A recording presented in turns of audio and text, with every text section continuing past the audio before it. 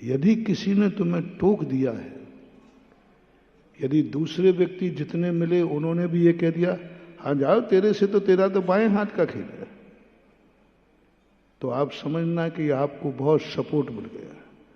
तेरे लिए तो बाएं हाथ है, तुम्हारी आत्मा ने भी कह दिया, परिवार ने भी कह दिया, पड़ोसी भी कह रहा है, भाई देखो एक आदमी भैया उसके लिए तो कोई कार्य बड़ा वो तो यूं चुटकी में निपटा देगा। तुम्हें फिर किसी की जरूरत नहीं। तुम एक इतने समर्थवान व्यक्ति हो जिस पर तुम्हें ही विश्वास नहीं, तुम्हारे परिवार को विश्वास है, समाज को विश्वास है, और यदि जबरदस्त है तो गुरु को भी विश्वास है। गुरु के मुख से निकल गया कि जा तेरे कोई चिंता मत है, तू तो काम कर लेगा, समर्थ है, फिर कोई नहीं कर सकता। चंद्रगुप्त जब बचपन में थे, बहुत छोटे थे, उनको एक छोटा सा कांटा चुभ गया और छोटे से थे और एक छोटा सा पत्थर लेकर के उस झाड़ी को खोदने लगे। चाणक्य वहां से निकलते हैं, बेटा क्या कर रहे हो? बोले इस पेड़ को उखाड़ूंगा। बोले तुम इतने छोटे होकर पेड़ को उखाड़ लोगे?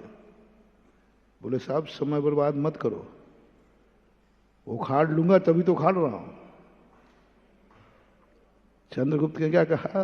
बोले दादाजी आप पधारो आगे, यदि उखाड़ नहीं पाता तो उखाड़ने का प्रयास।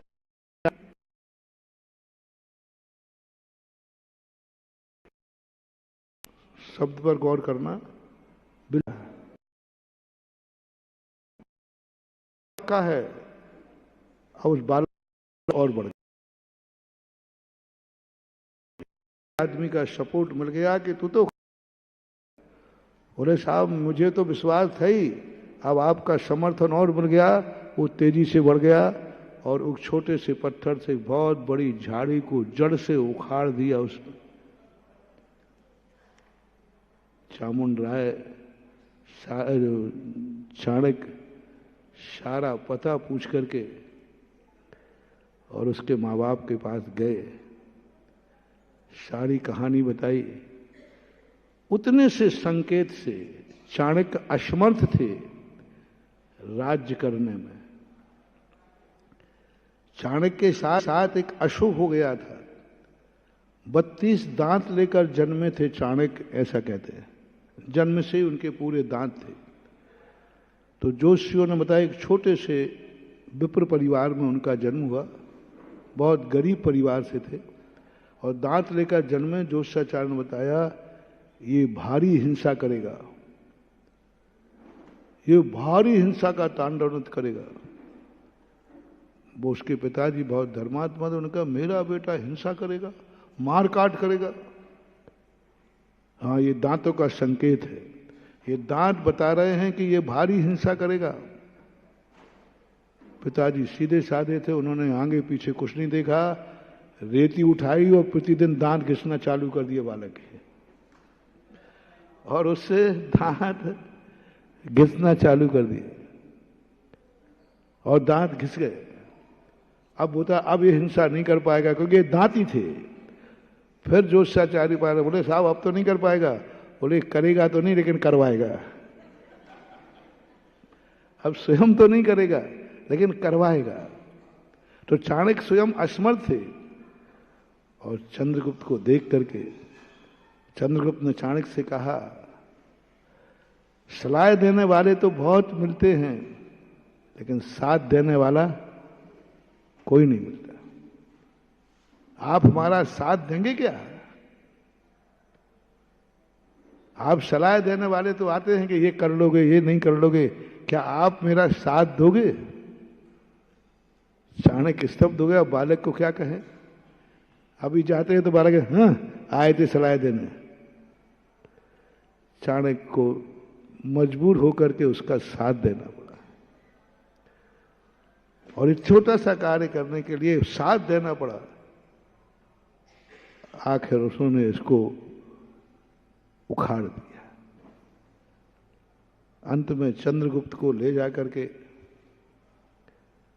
और जो कुछ आगे पढ़ाया लिखाया बड़ा किया, और एक छोटी सी घटना ने, आत्म पावर ने और एक गुरु के विश्वास ने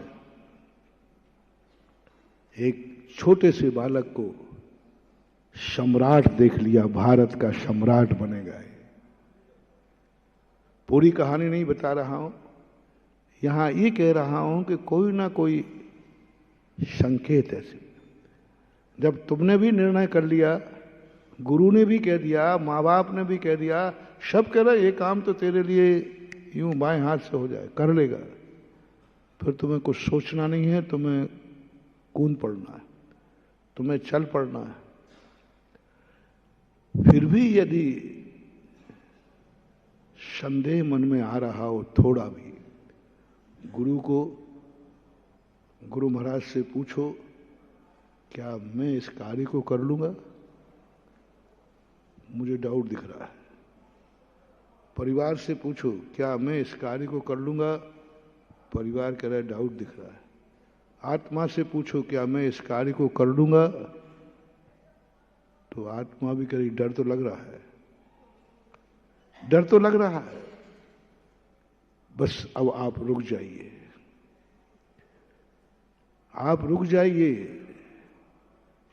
क्योंकि आप निर्णय नहीं कर पा रहे, परिवार निर्णय नहीं कर पा रहा, गुरु निर्णय नहीं कर पा रहा, अब कुदरत निर्णय करेगी।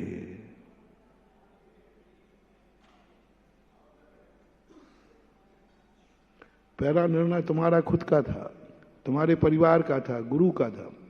अब सब संदेह में आ गए, सब विकल्प में हैं। तो नीति कहती है अब चिंता मत करो, एक और अदालत है, एक और न्यायाधीश है, एक और प्रकृति है, थोड़ा इंतजार करो, थोड़ा चारों तरफ देखो, प्रकृति तुम्हारे लिए कोई ना कोई संकेत जरूर देगी, जिसको बोलते हैं सगुन अवशगुन,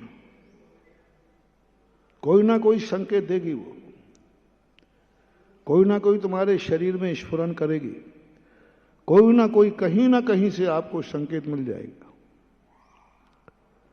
जब संदेह हो जाए तो बस उस संदेह को देख करके तुम निश्चिंत हो जाना कि ये काम होगा क्योंकि संकेत मिल गया है,